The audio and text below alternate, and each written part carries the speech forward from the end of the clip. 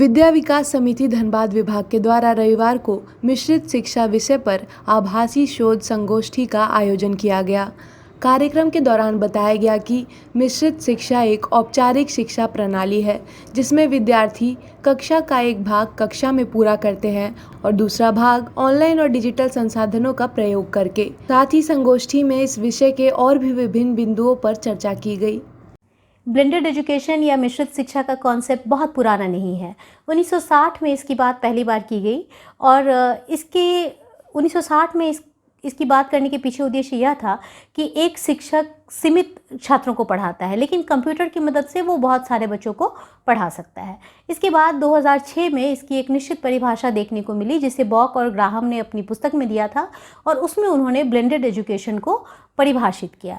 इसके बाद से यह शिक्षा शास्त्र का एक अंग बन गया है और आज के दौर में जब कोविड के कारण लंबे समय से विद्यालय बंद हैं और विद्यालय खुलने के बाद भी ऐसी स्थिति का अनुमान लगाया जा रहा है जहाँ पे 100% विद्यार्थियों की उपस्थिति रोज़ाना नहीं होगी, तो हमें एक मिश्रित शिक्षण प्रणाली की आवश्यकता बहुत ज़्यादा जान पड़ती है। जब हम इसके बारे में बात करते हैं तो यहाँ पे साफ पता चलता है कि जो मिश्रण है वो किसका हो रहा है, तो ऑनलाइन लर्निंग और ऑफलाइन लर्निंग का हो रहा है। इन दोनों को मिक्स करके एक ऐसी पाठ योजना बनाई जाती है जिसके तहत बच्चों को कुछ कंटेंट इलेक्ट्रॉनिक माध्यम से दिए जाते हैं और कुछ कंटेंट फेस टू फेस माध्यम से दिए जाते हैं और इन दोनों को ब्लेंड किया जाता है। इसके कई प्रकार हैं, विभिन्न प्रकार के जो प्रयोग हुए हैं उनके आधार पर लगभग इसके 12 प्रकारों की खोज की जा सकती है, जिसके बारे में हम यहाँ पर चर्चा करेंगे। उनके रुचि के अनुकूल अब जबरदस्ती किसी को पढ़ाया नहीं जा सकता है। अब का समय बदला हुआ है। हम सब जिस समय पढ़े थे, हमारे देवेंद्र बाबू ने जिस समय पढ़ाई की होगी, उस समय का स्वरूप कुछ दूसरा था। आज का स्वरूप बदल गया है। इसीलिए राष्ट्रीय शिक्षा नीति में भी नेशनल एजुकेशन टेक्नोलॉजी फोरम की स्थापना की बात की गई है।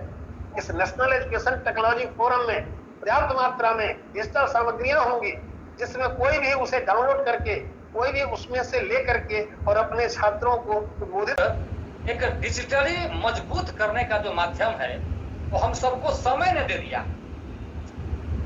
सीखना सदियों से चलते आया है। प्राचीन जमाने में हम गुरु के सानिध्य में रहते थे, हमारे पूर्वज रहा करते थे और उनके द्वारा दिए गए उपदेशों को जो सुन करके हम याद कर लेते थे।